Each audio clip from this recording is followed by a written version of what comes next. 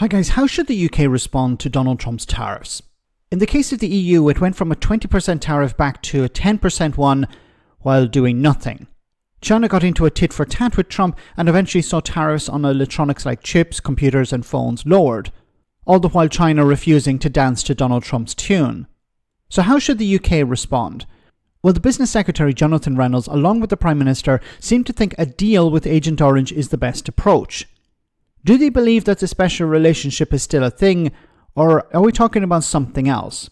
Do we have plans to retaliate if we can't make a deal? Look, I have to keep all options on the table. I had to give that statement to Parliament to say I've got to take the steps that will give us the chance to do that. So we could retaliate? I don't think that is something on either side we would want to see happen. I think the focus should be on positively engaging on the agenda and finding a way through that which improves the terms of trade on what we had, not just removing the threat of anything else. I understand and I appreciate the way this has been an agenda. You know, it's been part of the presidential campaign. This didn't come from left field. He was very clear about that. But the kind of objectives they've got, look back to what they're trying to do. If they want a fairer global trading system, show me a more fair example of that than the UK and the US.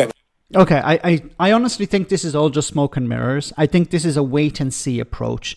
You know, convince the public what we're doing is we're negotiating a deal with Donald Trump and we can achieve that and we can improve the situation.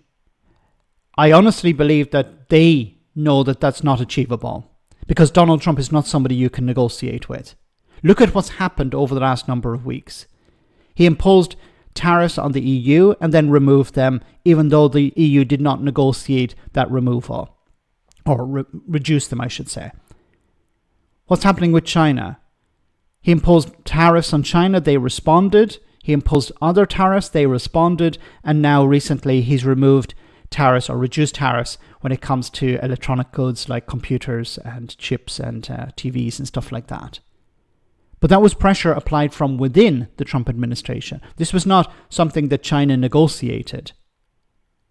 So there is no negotiation taking place with Donald Trump. You can talk to him, you can beg him. He talked about countries coming, banging on the door, pleading with him. We don't know which countries. And even if this was the case, it would take months to negotiate better terms. We're talking about scores of countries. So this, of course, is misinformation. I think the UK's approach is wait and see. We're not in a position to challenge Donald Trump. We're not like the EU. We're not like China. I think this is the UK government's approach to this. We have no leverage over Donald Trump. We can't pressure him. We're in a weaker position. So what we're going to do is we're going to sell the public the idea that we're negotiating. We're not going to respond with tariffs because this would have no influence over Donald Trump. We've seen already, you respond with a tariff unless you're China. Trump doesn't care. So what's the point in imposing a tariff? All you're doing is you're driving up the cost for UK consumers. The EU is responding because it has to respond. China is responding because it has to respond. But the UK doesn't have to. And finally, most trade between the UK and the US, it seems, is in services, not products.